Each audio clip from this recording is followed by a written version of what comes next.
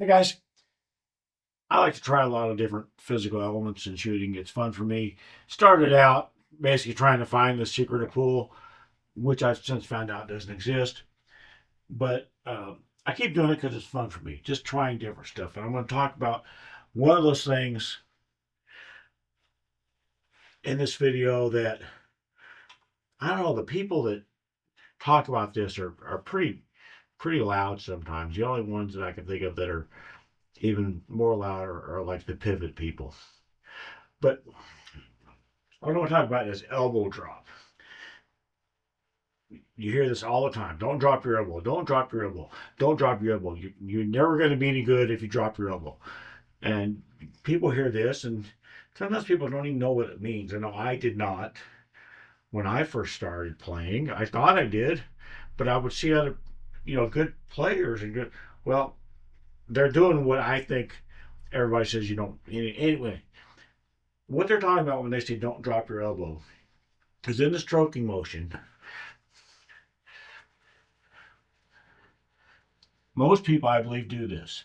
They start by bending at the elbow, and as they go to follow through, they drop their elbow. Really, what's happening is they're getting their shoulder involved in the stroke. Starts out with this, finishes with this. That's the simplest way to look at it, I think, is are you getting your shoulder muscle involved in the stroke? And boy, so many people are like, oh, that is the worst possible thing you could ever possibly do. I disagree. Most people do that. And an awful lot of really good players do that because they have to. And I want to talk about that, why they have to.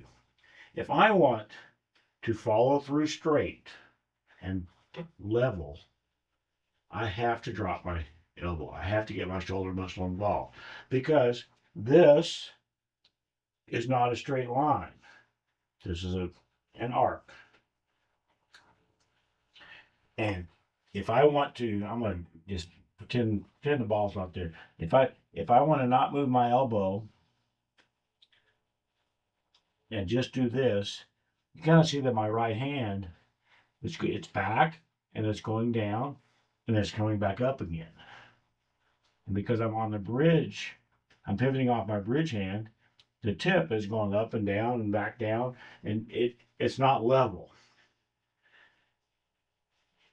And it's funny to me, a lot of people that say, don't drop your elbow, they'll also be like, follow through at least 6 inches, keep your cue level, blah, blah, blah, blah. You cannot follow through straight and level unless you get your shoulder muscle involved in the stroke. The only way that I think you can do it, and I don't think anybody does, would be like pull like a Happy Gilmore and shoot like this. Keep everything level. I don't think anybody does that. If they do, I'll give them the 5 out or something.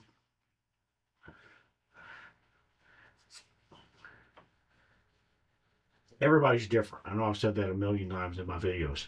People have different heights, weights, stances, things like that.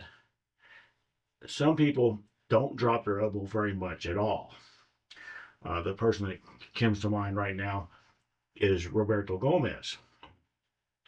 He does not drop his elbow very much when he shoots. He's a very, very good player if you haven't seen him shoot.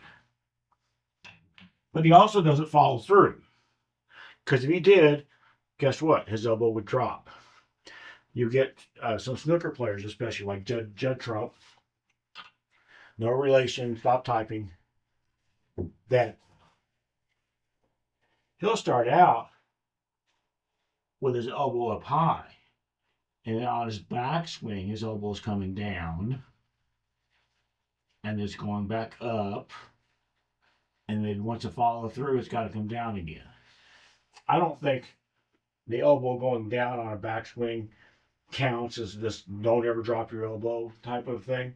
I've never heard anybody talk about that anyway. But even a style like that, if you're going to follow through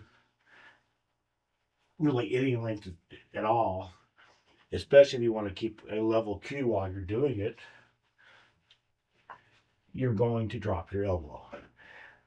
And since everybody does it or has to do it, I don't think it's that big of a deal. And people will say, don't drop your elbow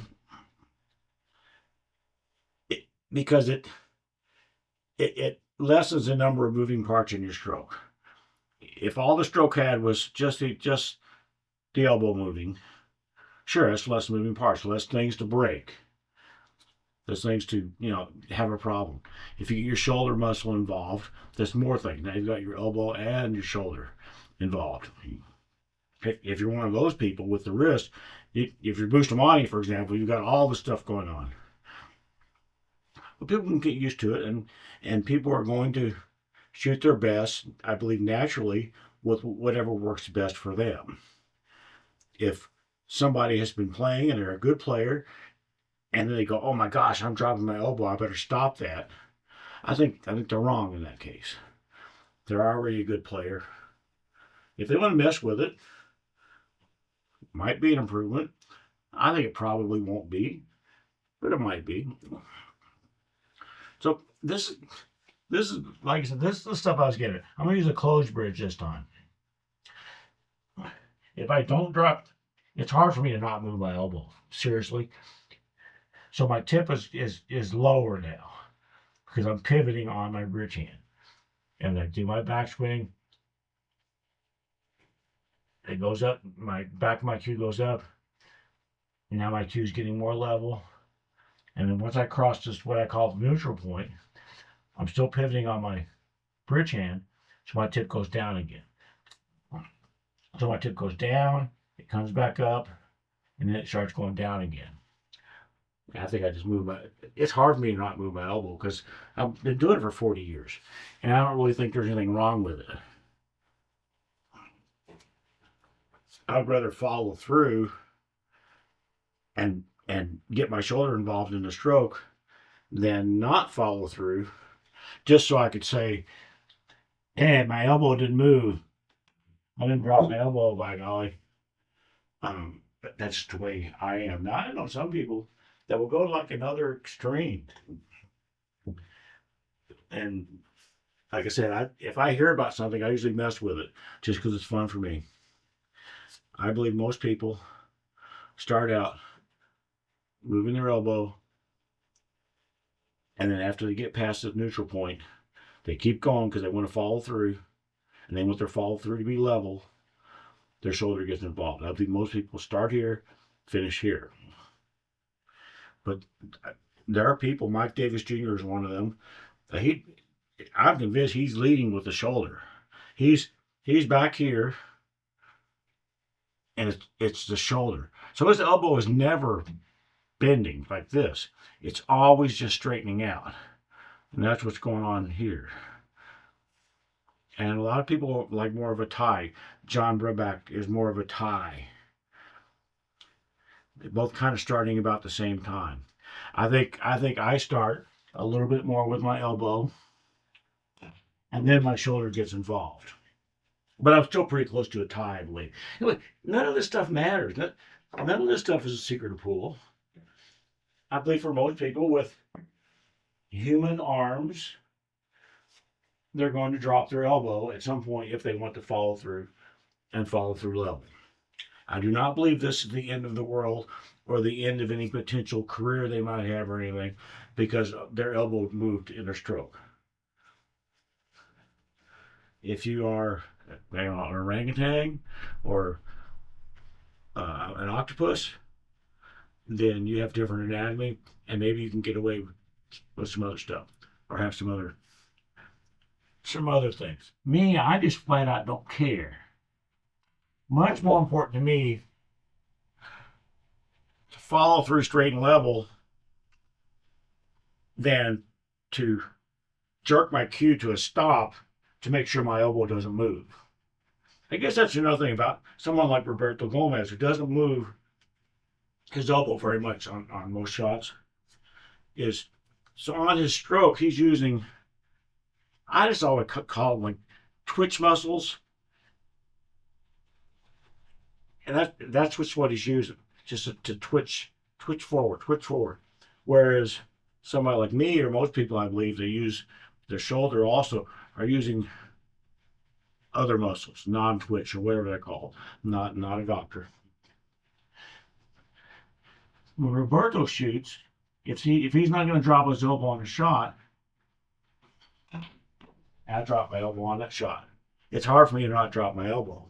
And that part of that is just the inertia, the weight of the cue dragging my forearm that way, and that's dragging my elbow down. Oh my gosh, he dropped his elbow.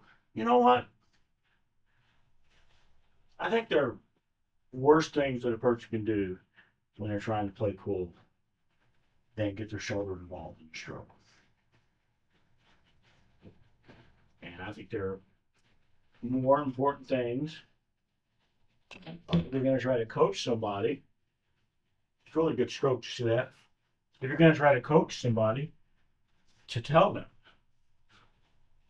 then don't drop your elbow. I mean, having to come to an abrupt stop to make sure you don't follow through, having to, yeah, that just doesn't seem right. You have to jerk to a stop to make sure your elbow doesn't move. No, it just doesn't seem right to me at all. I think that's all I want to say about this. I want to do a whole series on a lot of these little physical elements that I've messed with over the years. And a lot of these videos will probably be shorter than my normal rambling messes. This will be a shorter rambling mess, but it'll at least be shorter. All right. Thanks, guys.